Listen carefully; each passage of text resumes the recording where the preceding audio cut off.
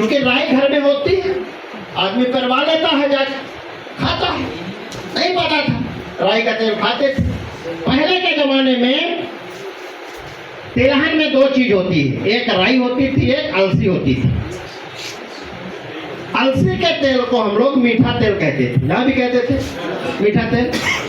और सरसों के तेल को कड़ू का तेल कहते थे, कड़वा तेल। अलसी का तेल खाते थे जब कोई पकवान बनते थे अलसी के तेल के, कच्चा भोजन, और उसका टेस्ट अलग होता था अलसी का तेल का जब बनता था। और सरसों का तेल लगाते थे हम लोग। अब क्या हुआ, अलसी अब लोग बोना धीरे धीरे कम कर दिए। अब राई बोते हैं तो राई का तेल भी खाते हैं, राई का लगाते भी, दोनों काम करते हैं। जब से राई का तेल खाना चालू किए तभी से बीमारियां आई। विदेशों में ये सरसों का तेल बैन है, पता है क्या?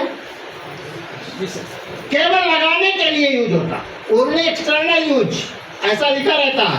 आप उसको इंटरनल यूज नहीं कर सकते, खा नहीं सकते।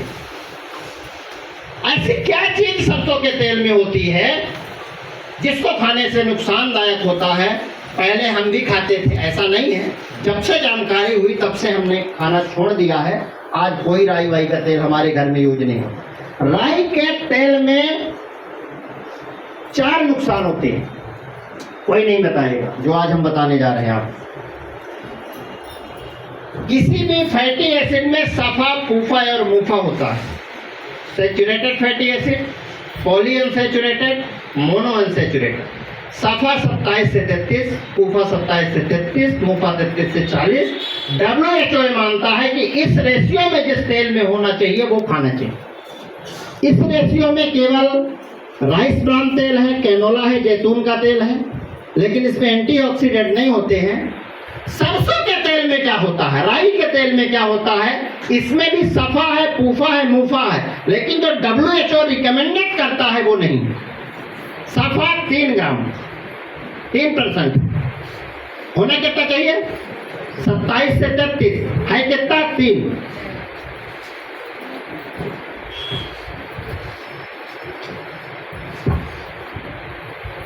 सफा 3% होना चाहिए, 27 से 33। पूफा 27 से 33 होना चाहिए, है कितना? 29। मुफा कितना होना चाहिए? 33 से 40, है कितना? 68। ये राई के तेल की हम बात कर रहे हैं। आप देखिए WHO मानता है, World Health Organization, NIM, National Institute of Nutrition and ICMR, Indian Council of Medical Research, ये तीनों संस्थाएं बोलती हैं कि जिस तेल में सफा 27 से 33, फूफा 27 से 33, मुफा 33 से 40 होना चाहिए, उस तेल को खाना चाहिए। सरसों के तेल में 3 बहुत कम है, 27 से 33 की जगह 3% है, बहुत कम है। 27 से 33 ये थोड़ा रेशियो इसका ठीक है, फूफा। लेकिन मुफा 68%, बहुत ज्यादा है, 40 होना चाहिए, 68 होता है। मतलब ये तेल बैलेंस नहीं है, ये तेल बैलेंस नहीं है। आज जो हम बाजार के सबसे ज्यादा तेल खा रहे हैं, पहले सरसों के तेल की बात कर ले, फिर बाजार के तेल की और बात करें। तो पहले चीज तो बैलेंस नहीं है, इसको खाएंगे तो हमारे शरीर में इम्बैलेंस तेल फैटी एसिड जाएगा। दूसरा, इसमें यूरिसिक एसिड पाया जाता है। क्या पाया जाता है? सरसों में यूरिसिक एसिड पाया जाता है, और ये यूरिसिक एसिड के सबसे बड़ा नुकसान होता है, जिस घर में सरसों का तेल खाया जा रहा होगा उसके घर में एकाध मरीज गठिया वाले, जोड़ों के दर्द वाले जरूर मिलेंगे। अगर नहीं होंगे तो धीरे धीरे हो जाएंगे। क्यों? क्योंकि यूरिसिक एसिड सरसों के तेल में 25 से 45% पाया जाता है। कितना? 25 से 45% यूरिसिक एसिड सरसों के तेल में पाया जाता है। हमारे शरीर में 6% के अंदर होना चाहिए। हमारे शरीर में 6 से ज़्यादा नहीं होना चाहिए। होता कितना है? 25 से 45। तो 25 से 45% जब हमारे शरीर में जाएगा तो यूरिक एसिड की मात्रा को बढ़ा देगा, और उसी को कहते हैं जब यूरिक एसिड बढ़ जाता है तो एक बीमारी होती है, जिस बीमारी का नाम होता है गाउट। नाम सुने हैं? गाउट, गठियावात। और गाउट से क्या होते हैं गूगल में डाल के देखिएगा कि गाउट से शरीर में क्या नुकसान। हाथ पैर टेढ़े हो जाते हैं, आदमी काम नहीं करने पाता, पैर मुड़ते रहे हैं, जोड़ों में दर्द होता है, जोड़ों में सूजन आती है, कभी हाथ में आएगा, कभी पैर में आएगा, कभी कंधे में आएगा, कभी कमर में आएगा। ये गाउट के लक्षण है। ये यूरिक एसिड सरसों के तेल में पाया जाता है, गाउट का सबसे बड़ा कारण। दूसरा, सरसों का तेल में यूरिक एसिड के कारण हमारे हार्ट की धड़कन को धीमा कर देता है। हमारा जो ब्लड की पंपिंग पावर है जो हार्ट की, वो कम हो जाती है। इसीलिए वेस्ट बंगाल में सबसे ज्यादा पेसमेकर पश्चिमी बंगाल में लगे हुए हैं, क्योंकि वहां पर सबसे ज्यादा सरसों का तेल खाया जाता है। तो दूसरा, हार्ट के लिए नुकसानदायक, हार्ट के लिए नुकसानदायक। तीसरा, RHD, नाम सुने हैं इसका? Rheumatic heart disease, rheumatic heart disease. पहले रोमेटिक अर्थराइटिस होगा। ये जब सरसों का तेल खाते रहेंगे, बोलेंगे होगा डॉक्टर साहब बता दीजिए, हम खावे का, हम न माना। तो जब न मनी है तो यह वाला गठियावात हार्ट की बीमारी पैदा कर देगा, RHD, रोमेटिक हार्ट डिजीज। ठीक है, एक मर्ज से दूसरा मर्ज तैयार हो गया। ठीक है, जैसे बीपी का मरीज कुछ दिन बाद शुगर का मरीज हो जाता है। शुगर का मरीज दवा खाते खाते मेटफॉर्मिन, ग्लिमेप्राइड, पायोग्लिटाजोन, गोल्गीबो, सेकारवोस जो चलती हैं, धीरे धीरे हमारी किडनी को डैमेज करती हैं, क्रिएटिनिन और यूरिया को बढ़ाती हैं। 14 साल तक अगर कोई डायबिटीज की दवाई खाता है तो उसको इंसुलिन लगने लगता है। 20 साल तक अगर कोई इंसुलिन और डायबिटीज की दवा खा लेता है तो उसकी किडनी डायलिसिस में चली जाती है। बीपी की दवाई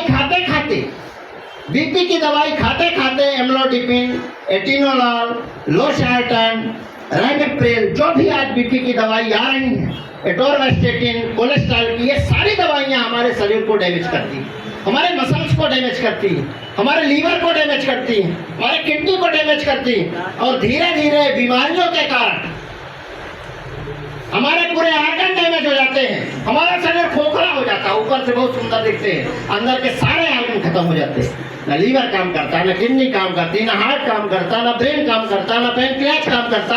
धीरे धीरे हमारा शरीर ढांचा रह जाता है और अंदर से खोखला, जैसे लकड़ी में घुन लग जाता है, वैसे हमारा शरीर धीरे धीरे ऊपर से ठीक, अंदर से घुन। ये बीमारी, चौथी बीमारी सरसों के तेल से होती है गॉल ब्लैडर स्टोन। नाम सुने हैं?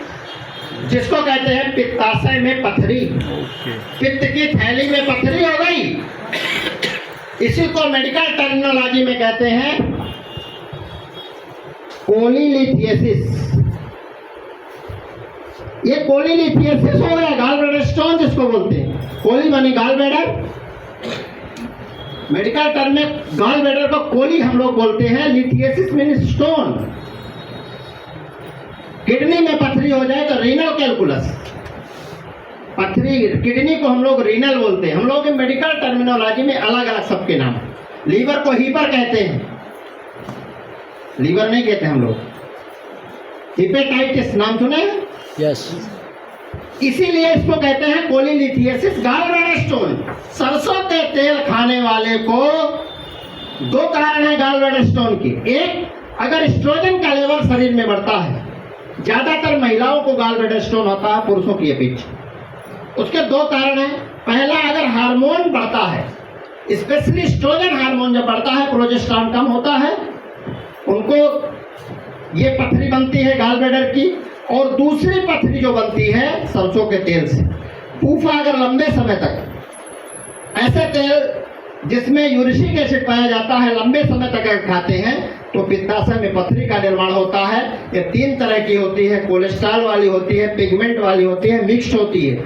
और ये मल्टीपल अगर पथरी है, कई पथरी है, मल्टीपल स्टोन है, तो समझिए 90% चांस होते हैं कि वो कैंसर वाली पथरी हो।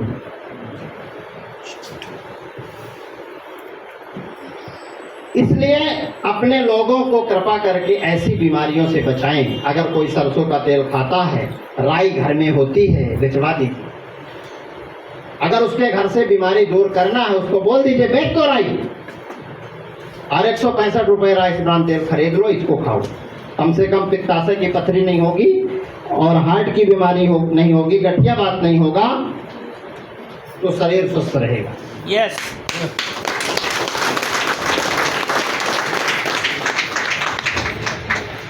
ये सारी बीमारी, हाँ, एक बीमारी कैंसर,